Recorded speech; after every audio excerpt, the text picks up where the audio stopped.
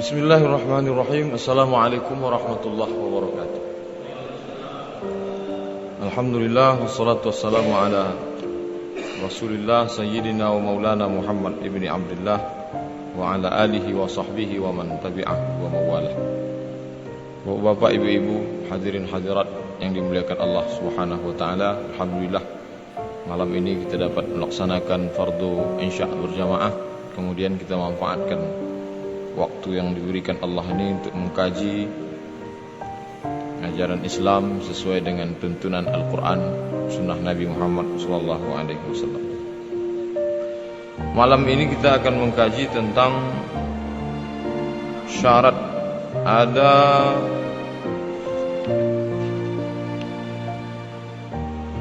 lebih kurang 8, ada lebih kurang 9 syarat seorang imam. Yang pertama, seorang imam itu disyaratkan mestilah seorang beragama Islam. Ini tak perlu kita kaji, sudah sepakat. Yang kedua, syaratnya mestilah orang yang berakal. Tidak sah sholat di belakang orang yang tidak berakal, orang yang gila. Yang ketiga, disyaratkan imam itu mestilah orang yang baligh. Tidak boleh berimam kepada orang yang tidak baligh. Akan tetapi ada yang belum sampai baligh, disebut dia mumayyiz. Sudah dapat membedakan antara yang baik dan yang tak baik, tapi dia belum sampai akil baligh. Kira-kira berusia 6 tahun sampai, kalau akil baligh itu 12 tahun, dari usia 6 sampai 12 tahun. Bagaimana kalau orang seperti ini menjadi imam? Apakah boleh? Maka menurut mazhab Syafi'i, boleh dia menjadi imam.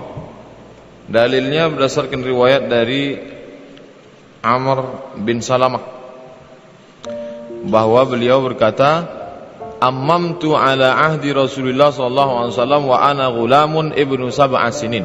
Saya pernah menjadi imam pada zaman Rasulullah sallallahu alaihi wasallam.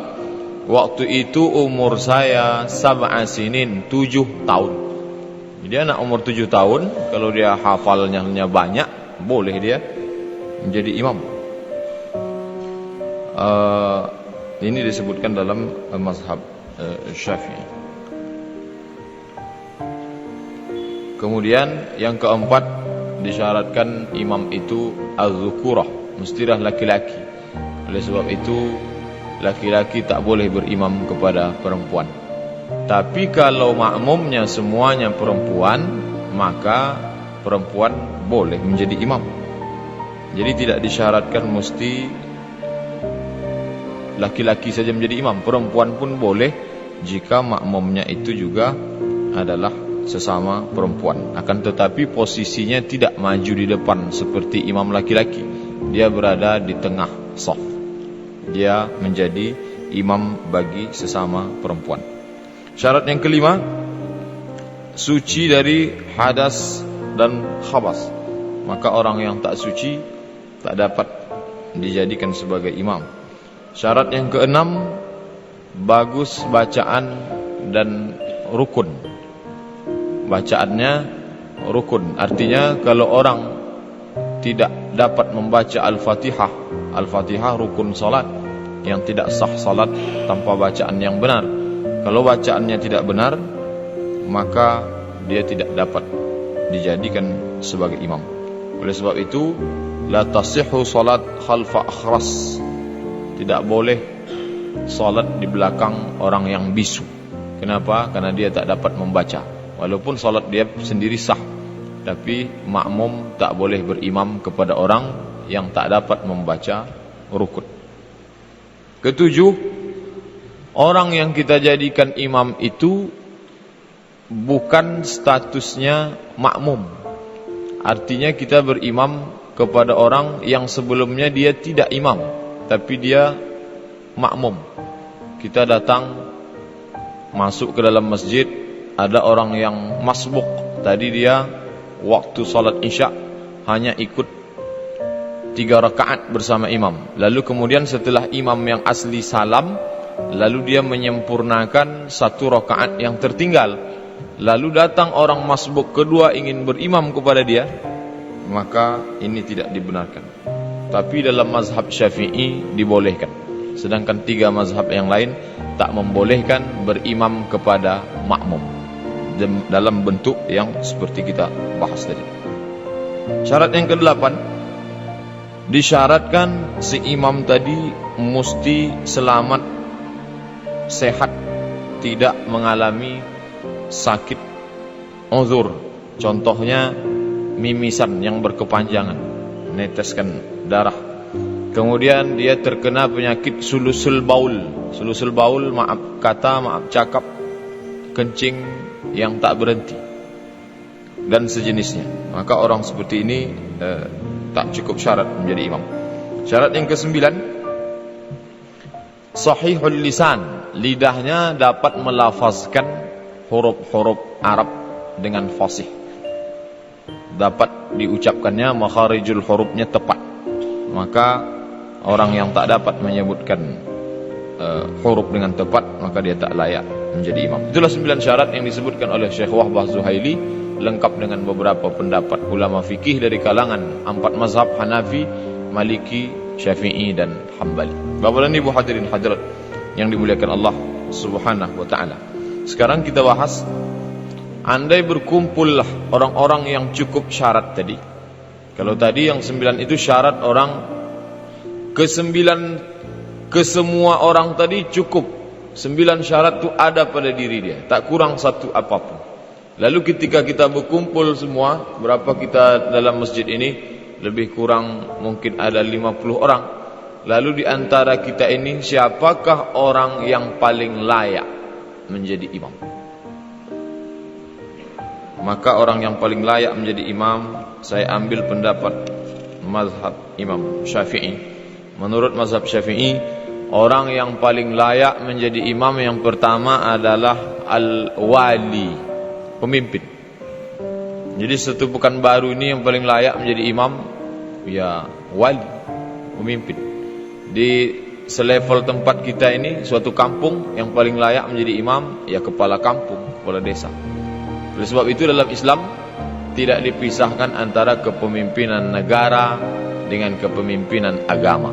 Ketika zaman Nabi SAW yang jadi imam, Nabi Muhammad. Ketika meninggal Nabi Muhammad, yang menjadi imam Abu Bakar Siddiq. Meninggal Abu Bakar, yang menjadi imam Umar. Meninggal Umar, yang menjadi imam Utsman. Meninggal Utsman, yang menjadi imam Ali bin Abi Thalib. Lalu kemudian terbagilah ketika pada generasi Bani Umayyah, Bani Abbasiyah ini. Kalau pada masa sebelumnya orang punya 2 kemampuan, ahli bidang politik, paham agama. Tapi karena keterbatasan manusia, orang terbagi menjadi 2. Satu sangat mengerti politik tapi buta agama. Yang satunya lagi paham betul agama tapi tak punya kekuasaan politik. Oleh sebab itu terbagilah kepada 2. Tapi menurut mazhab Syafi'i, ketika berkumpul semua orang, maka yang paling layak menjadi imam adalah al-wali, pemimpin. Karena kata Imam Al-Mawardi dalam kitab Al-Ahkam As-Sultaniyah, tugas pemimpin itu adalah ra'id din wad daulah. Pertama dia menjaga din, agama. Yang kedua menjaga daulah, negara. Jadi agama duluan, bukan negara duluan. Agama dulu yang dia jaga, barulah dia menjaga negara. Salah satu menegakkan agama adalah melaksanakan solat berjamaah. Oleh sebab itu, kalau begitulah syaratnya, maka kita pun memilih pemimpin yang salat berjamaah. Mengapa salat berjamaah tak tegak sekarang? Karena pemimpin tak salat berjamaah. Oleh sebab itu kita baca dalam hadis, Nabi selesai salam, Assalamualaikum warahmatullahi, Assalamualaikum warahmatullahi. Nabi memutar ke belakang, memeriksa, bertanya 3 kali, asyahidun fulan, asyahidun fulan, asyahidun fulan. Mana si fulan, mana si fulan, mana si fulan? Mengapa tak datang salat berjamaah? Mengapa Nabi bisa mengatakan begitu? Karena dia pemimpin. Walilah yang bisa mengucapkan itu. Mana sebulan, mana sebulan, mana sebulan. Kalau tak wali, tak dapat melakukan inspeksi, pemeriksaan. Tak dapat mengabsen orang. Kenapa begitu? Karena orang yang biasa tak punya kuasa. Oleh sebab itu, maka kekuasaan yang utama adalah dipegang oleh wali. Yang kedua, kalau tidak ada si wali atau dia ada tapi dia tak sanggup menjadi imam, maka yang kedua menjadi imam adalah al-imam ar-ratib, imam ratib, imam tetap yang diangkat oleh si wali. Sebagaimana Umar ibnul Khattab mengangkat Ubay bin Ka'ab menjadi imam pada salat tarawih. Dia mengangkat karena bacaannya, hafalannya, waktunya, maka dia mengangkat. Nah, untuk konteks kita sekarang, inilah yang nomor 2, inilah yang kita pakai. Jadi pemimpin kita tak ada, maka kita mengangkat ratib, imam ratib. Kalau di negara yang mengurus masalah imam, Mesir misalnya, jadi Kementerian Wakaf itu mengatur, maka imam dan khatib itu satu paket. Di negara sesekuler liberal seperti Turki sekalipun ada sekolah imam dan khatib. Jadi alumninya itu menjadi imam dan khatib, padahal sekuler. Begitu juga dengan Maroko. Kerajaan Maroko menerima 1 tahun, ketika saya masih kuliah dulu, saya melihat sendiri pengumumannya, menerima formasi 150 orang menjadi imam dan khatib selama 1 tahun. 1 tahun penerimaan 150, padahal jumlah penduduknya cuma 30 juta. 30 juta. Sedangkan kita kalau prosentasenya, maka idealnya kalau dia 30 juta setahun menerima 150 imam, maka berarti kita idealnya menerima, kalau mengikut standar itu, 1.500 imam ratib yang diangkat oleh negara. Kalau imam ratib sudah diangkat, siapapun yang datang ke masjid ini tak boleh maju ke depan sebelum izin imam ratib. Tak bisa datang penceramah tahu-tahu maju dia ke depan. Oh, tak bisa. Kecuali imam ratib persilakan, silakan maju, Pak.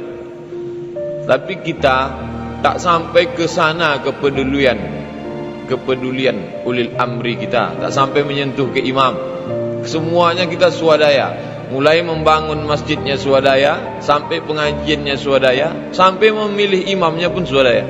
Oleh sebab itu, kalau kita mau menjaga kualitas ibadah salat kita, maka kita pun mesti bermusyawarah, berkumpul mengangkat imam ratib.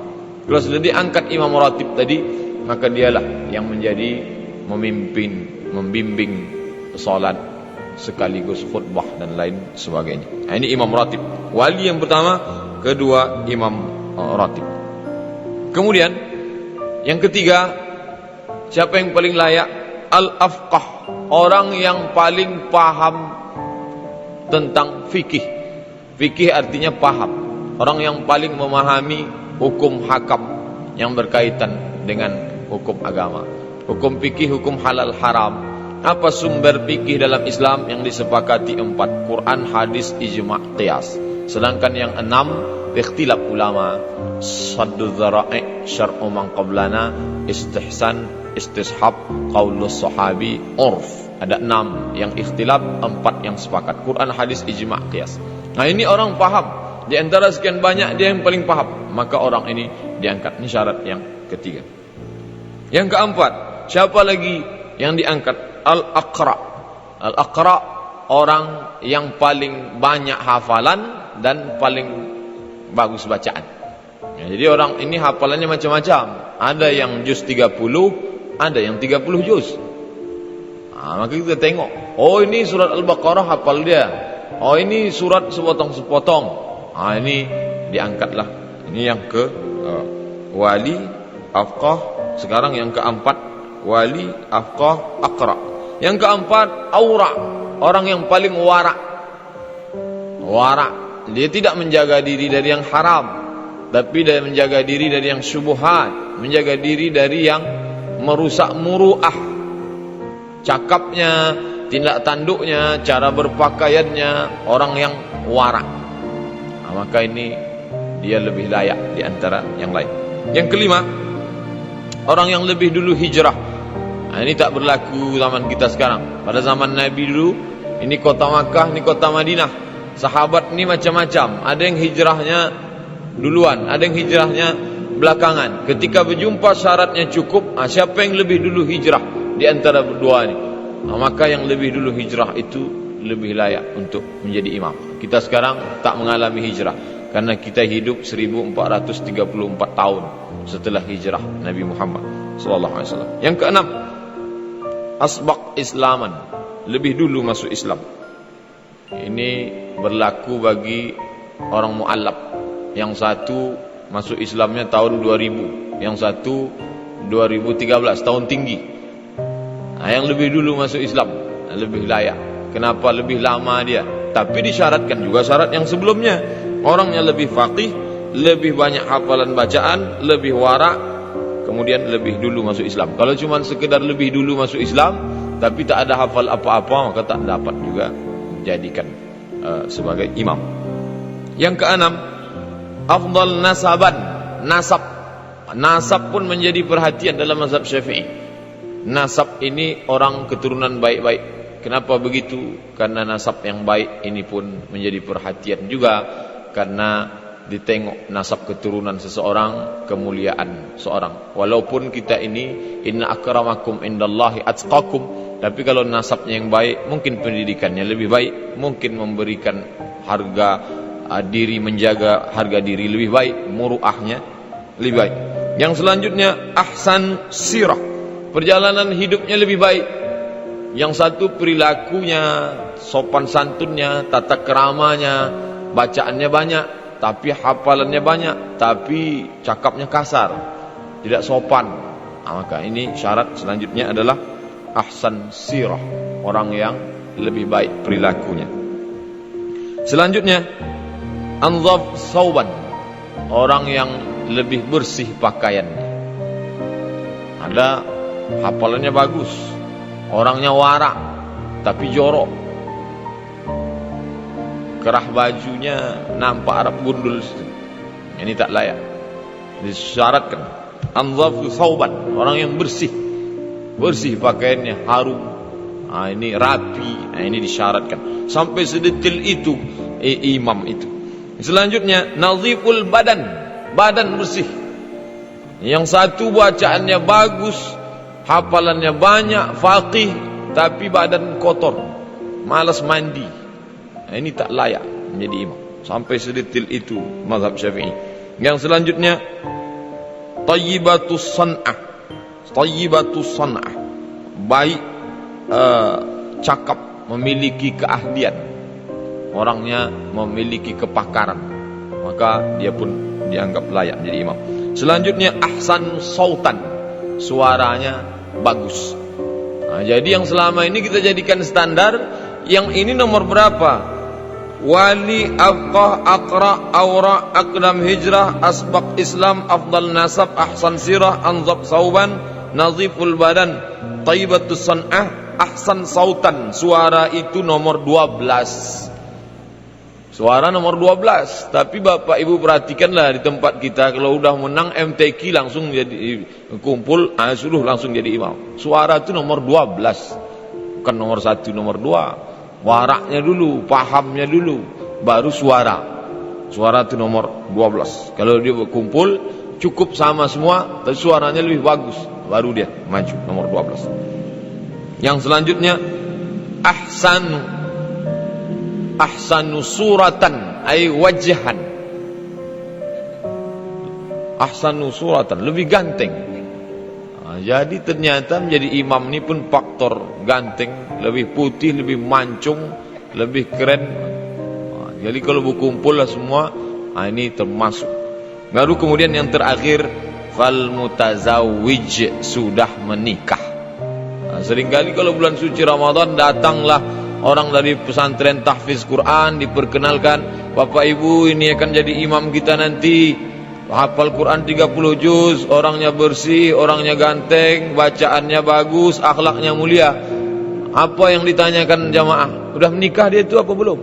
Padahal menikah tak menikah itu nomor 14. Nah, ini jadi perlu urutan-urutan ini untuk apa? Untuk menjaga. Mengapa Imam Syafi'i sampai begitu detail, sampai ditengok bersih bajunya, bersih pakaiannya, bagus akhlaknya, orangnya warak. Mengapa imam begitu sempurna? Karena ini berkaitan dengan ibadah, dan ibadah itu berkaitan dengan hati. Kalau sudah hati kita tak bersih menengoknya, maka berpengaruh kepada salat kita, berpengaruh kepada khusyuk kita. Jangan sampai Allahu Akbar lalu terbayang yang tidak-tidak, bisik-bisik datang. Jadi kalau sudahlah sempurna seperti yang disebutkan ini, maka menjaga kekhusyuan, menjaga keyakinan, menjaga ikutnya kita kepada gerak, tak hanya pada geraknya imam, tapi juga pada semua yang bersifat zahir maupun batin. Tapi kalaulah 15-16 syarat ini kita tetapkan, mungkin tak akan solat berjamaah kita, karena banyak betul syarat. Tak ada yang imam, tak ada yang lulus fit and proper test imam, banyak betul syaratnya. Oleh sebab itu perlulah ini standarisasi yang dibuat oleh mazhab Syafi'i, idealnya begini. Tapi kalau tidak, maka ini tidak harga mati. Maka yang paling utama tadi adalah syarat-syarat yang utama. Islam, baligh, berakal, laki-laki, tak cacat pada ucapan membaca ayatnya, banyak bacaannya, orangnya warak. Adapun syarat-syarat yang tidak begitu penting ini dapat di nomor sekian belas kan. Bapak Ibu yang dimuliakan Allah Subhanahu wa taala, apa yang ingin kita kaji malam ini sebenarnya kita memperhatikan urusan masjid, urusan kita bersama. Mengapa orang begitu sangat penting ketika mengkaji tentang masalah kepemimpinan daerah, mengangkat RT RW, padahal ini urusan duniawi, urusan yang hanya sekitar 5 tahun, urusan masalah KTP, tapi masalah akhirat orang kurang memperhatikan. Maka perlu diperhatikan. Kenapa? Karena ini berkaitan dengan ibadah kita kepada Allah Subhanahu wa taala. Kemudian setelah terpilihlah imam tadi, kita pilihlah, maka kita angkatlah dia imam ratib. Bisa 1 orang, bisa 2 orang, bisa 3 orang bergantian. Setelah diangkat imam ratib, diaturlah jadwalnya masing-masing, kapan kesempatan waktu dia, maka dialah yang memimpin salat. Siapapun yang datang ke sini tak layak. Diundang ustaz terkenal hebat dari Jakarta, datang dia tahu-tahu nyelonong dia maju ke depan jadi imam, itu orang jahil, tak paham fikih. Karena sesudah diangkat imam ratib, yang paling layak utama maju adalah imam ratib. Maka majulah imam ratib. Apa yang dia lakukan pertama? Meluruskan shaf. Karena Nabi mengatakan sawus sufuf fa inna taswiyatas sufuf min tamamis shalah. Bagaimana meluruskan shaf? Ujung tumit tepat di ujung garis shaf. Jadi yang rata itu bukan ujung kaki.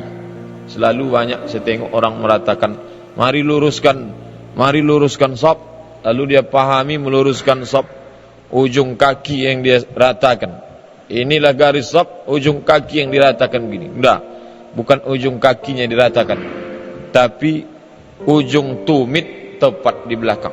Jadi kalau kita jadikanlah ujung karpet ini sebagai garis shaf, maka semua tumit ini tepat di ujung karpet. Adapun ujungnya di depan itu tak penting. Karena tentulah macam-macam. Kalau kakinya panjang, kena juga ke depan. Kalau kakinya pendek, belakang. Tapi yang penting tumitnya ini. Lalu kemudian rata, kata Anas bin Malik, qadamun bi qadamin wa mankibun bi mankibin. Kaki dengan kaki, bahu dengan bahu. Nabi selalu disampaikan saddul furaj, tutuplah celah sampai tak bercelah sama sekali. Jadi kalau imam mengatakan sawus sufuf, luruskanlah shaf, bukan berarti nengok ke depan. Saya selalu dah salat jamaah tengok imam, dia menyatakan sawus sufuf, sawus sufuf fa inna tasbihatas sufuf min salat. Allahu akbar. Mana bisa menengok? Nabi ya bisa di belakang. Sawus mengucapkan sawus sufuf itu ditengok seorang. Tengok, baru sawus sufuf. Bukan sawus sufuf kita menengok kiblat. Bagaimana mau menengok saf orang lurus tak lurus sawus sufuf? Sawus sufuf luruskanlah saf nanti. Tapi tak pula terlalu detil betul hingga sampai ditengok. Seperti kejadian ada di satu masjid di Madinah. Jadi si imam ini orangnya sangat detil. Kalau sholat itu dia tak mau akad takbiratul ihram sebelum lurus betul saf. Maka sebelum sholat dia berjalan dari ujung, tengok ke belakang, tumit ini rata tidak, Rupanya karena terlalu lama ada satu makmum yang tak sabar, maju dari rumah. Allahu Akbar. Kudeta tak berdarah. Maknanya taklah sedetail seperti itu. Asal tengok sudah lurus rapat, tak ada celah langsung saja. Allahu Akbar. Mengucap. Di mana letak niat? Innamal a'malu binniyat wa innama likulli imri'in ma nawa. Segala amal itu mestilah ada niat. Orang mendapatkan sesuai niatnya. Akan tetapi niat ini tak sepakat semua ulama mazhab.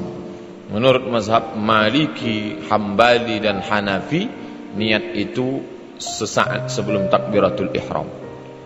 Sebelum takbiratul ihram beberapa saat, di situlah dipasang niat bahwa kita ini sedang salat Isya 4 rakaat mengikut imam.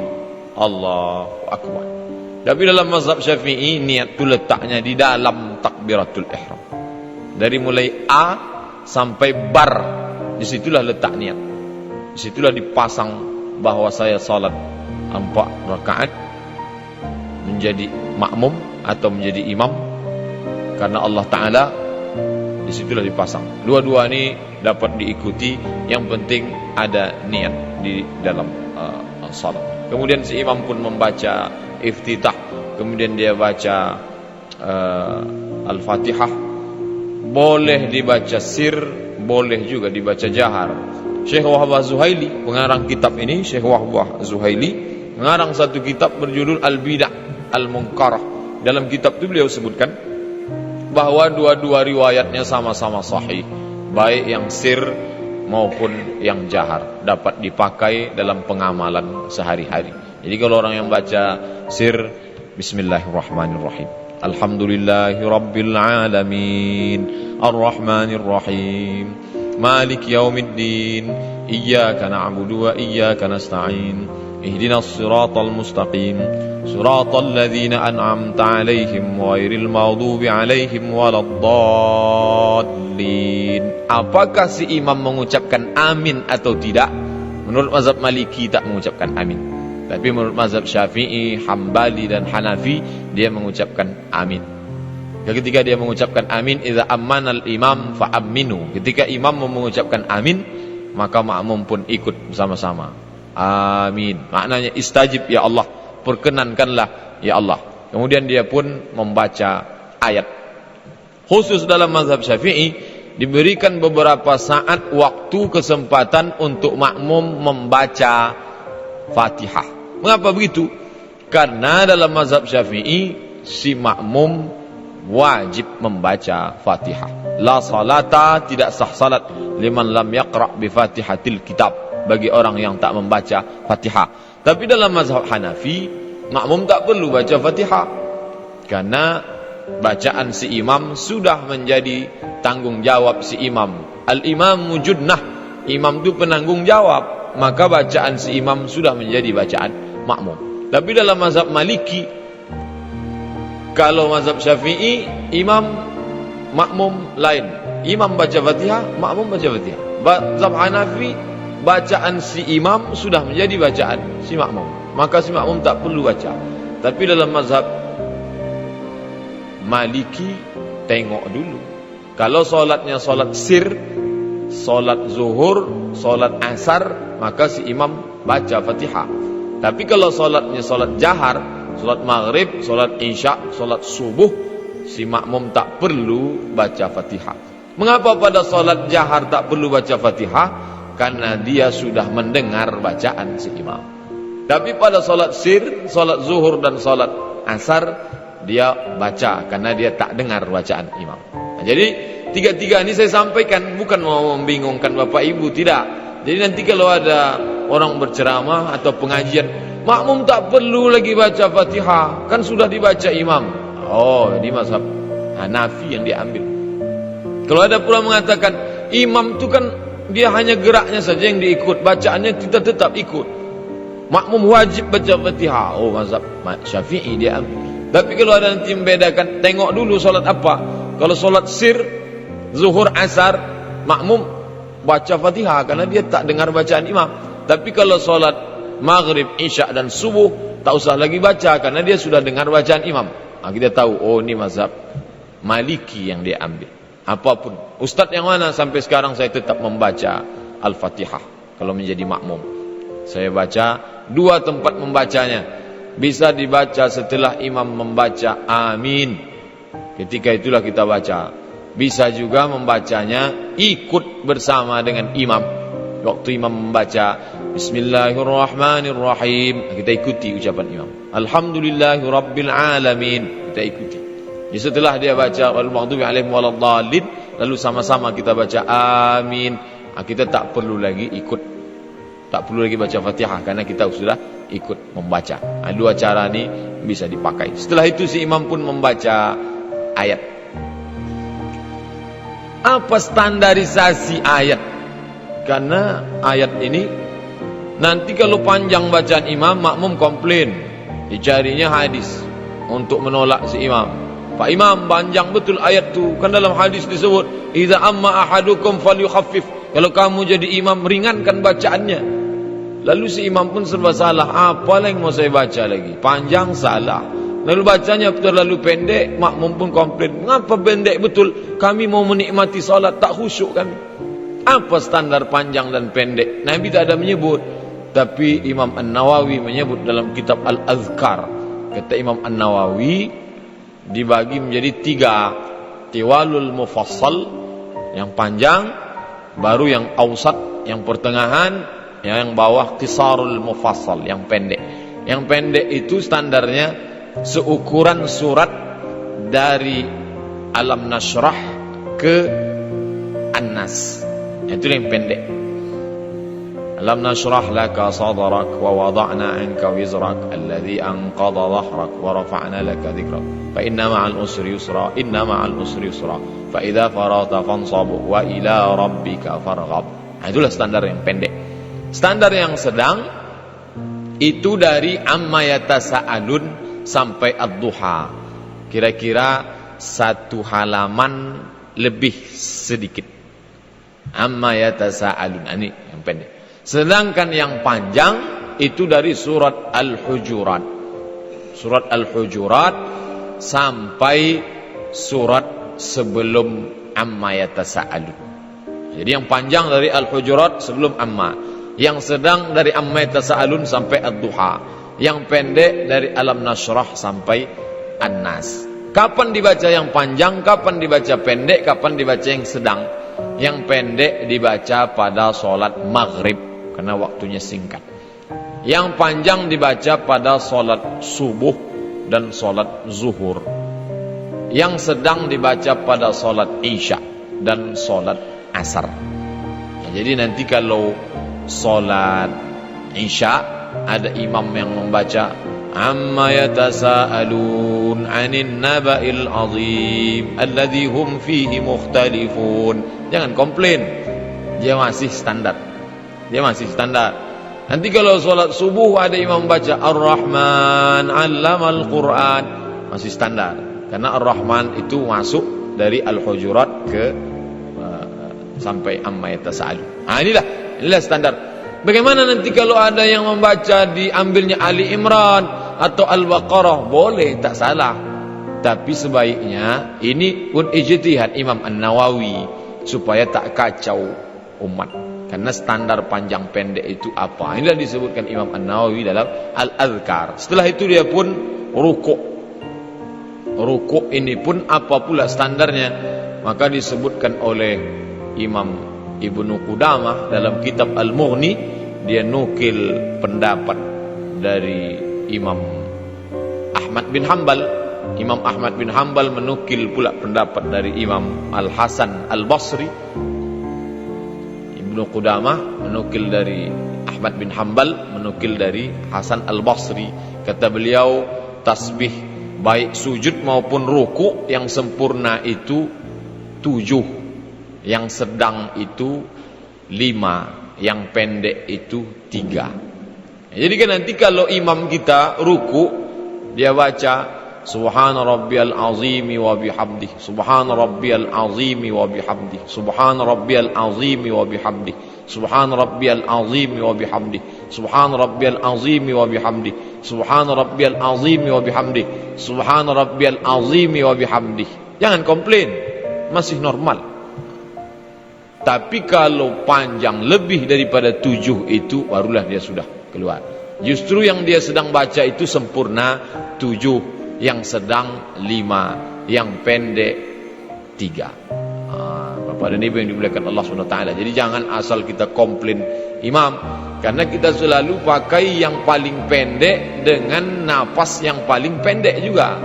Akhirnya kalau dia baca 5 dengan satu napas, satu tasbih, kita sudah merasa cukup lama, padahal tidak. Kemudian i'tidal, sami Allahu liman hamidah, Rabbana lakal hamdu, kata yang menyambut di belakang. Kalau pakai muballigh artinya penyampai suara. Zaman dulu belum ada mikrofon masuk masjid.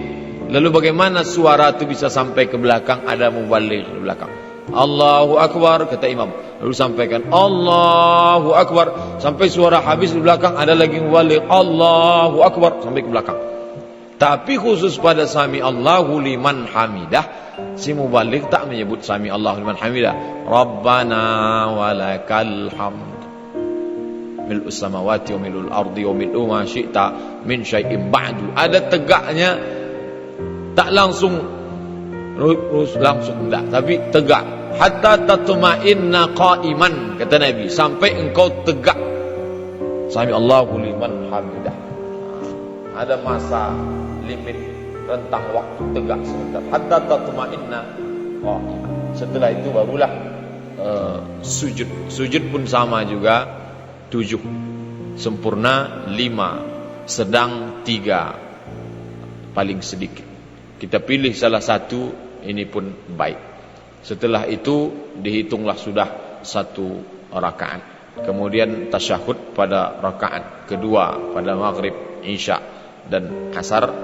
Kemudian pula zuhur juga, kemudian tasyahud akhir. Bapak dan Ibu yang dimuliakan Allah Subhanahu wa taala, setelah itu barulah salam. Maka selesailah salat yang didefinisikan dengan aqwalun, ucapan, wa af'alun, perbuatan, mufattatahatun bit takbir, dibuka dengan takbir, wa muhtatamatun bit taslim, kemudian ditutup dengan salam. Berakhirlah salat. Adapun zikir setelah salat, maka itu di luar salat, karena definisi salat sampai salam. Maka setelah itu zikir. Adapun tentang zikir setelah salat antara sir dan jahar, dalam kitab Al-Azkar karya Imam An-Nawawi disebutkan dianjurkan menjaharkan zikir. Kenapa begitu? Berdasarkan hadis riwayat Abdullah ibnu Abbas radhiyallahu an. Kata Abdullah ibnu Abbas, al-jahru bidzikri fi ahdin Nabi sallallahu alaihi wasallam. Jahar zikir sudah ada sejak zaman Nabi sallallahu alaihi wasallam. Oleh sebab itu kata Abdullah bin Abbas, saya tahu Nabi itu selesai salat bersama sahabat karena saya dengar suara takbir dari luar masjid. Waktu itu Abdullah bin Abbas masih kecil, karena Abdullah bin Abbas itu umurnya ketika Nabi meninggal umurnya 15 tahun, masih anak muda. Waktu suatu ketika dia di luar masjid, lalu dia katakan, saya tahu Nabi dan para sahabat selesai salat karena saya mendengar suara takbir dari dalam masjid. Artinya, kalaulah dibacanya takbir itu dalam hati, Allahu Akbar, Allahu Akbar, tak mungkin dengar. Pasti dilafazkannya Allahu Akbar. Andai pun bacaannya seperti yang saya baca Allahu Akbar, Allahu Akbar, tak mungkin juga dengar, karena waktu itu mikrofon belum ada Masjid Nabawi. Pasti suara mengucapkannya Allahu Akbar, Allahu Akbar, barulah didengar bapak di luar. Kalau hanya Allahu Akbar, Allahu Akbar, tak mungkin dengar. Nah, ini dalil yang mengatakan zikir jahar. Adapun yang berpedoman kepada zikir sir, maka dia berdalil dengan dalil-dalil lain yang mengatakan sir. Oleh sebab itu ini masalah khilafiyah. Bagi yang membaca jahar, terserah dia jahar. Bagi yang sir, terserah dia bahasa sir. Tidak salahkan. Yang tak boleh itu ada orang membuat-buat amalan, tak satu ulama pun membenarkan. Itulah baru sepakat semua mengatakannya salah, barulah dia dapat kita katakan salah. Selama masih dilaksanakan oleh sebagian mazhab, maka tak dapat dikatakan salah. Oleh sebab itu sangat baik mengkaji kitab perbandingan mazhab.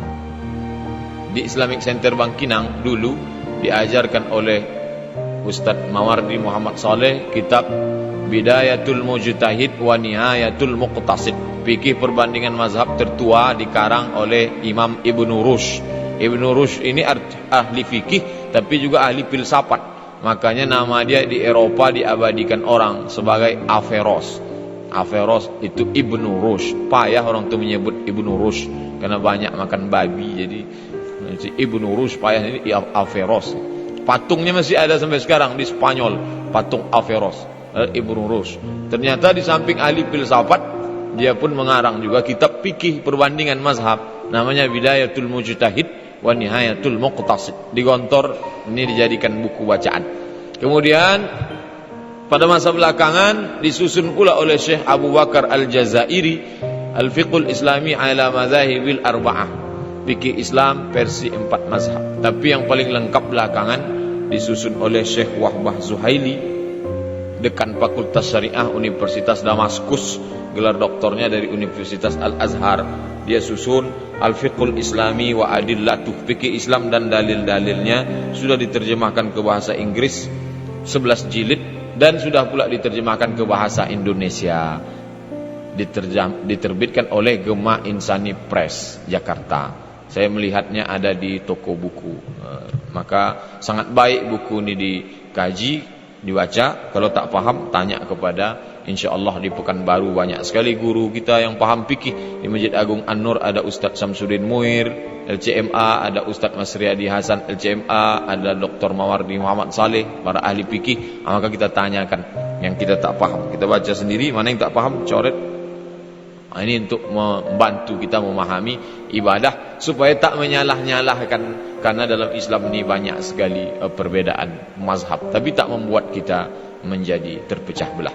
Bapak dan Ibu hadirin hadirat yang dimuliakan Allah Subhanahu wa taala, itulah kajian kita malam ini yang berkaitan tentang syarat imam. Setelah para imam tadi cukup syarat, lalu ketika berkumpul siapa yang paling layak maju, dan kita juga bahas sedikit tentang pelaksanaan salat terhitung 1 rakaat yang diikuti oleh makmum bersama imam. Mudah-mudahan kita diberikan Allah Subhanahu wa taala istiqamah melaksanakan salat berjamaah. Amin ya rabbal alamin. Terima kasih perhatian Bapak Ibu. Mohon maaf atas segala kesilapan. Kita lanjutkan dengan tanya jawab, baik berkaitan dengan tema yang kita kaji malam ini ataupun masalah-masalah lain. Terima kasih. Wassalamualaikum warahmatullahi wabarakatuh.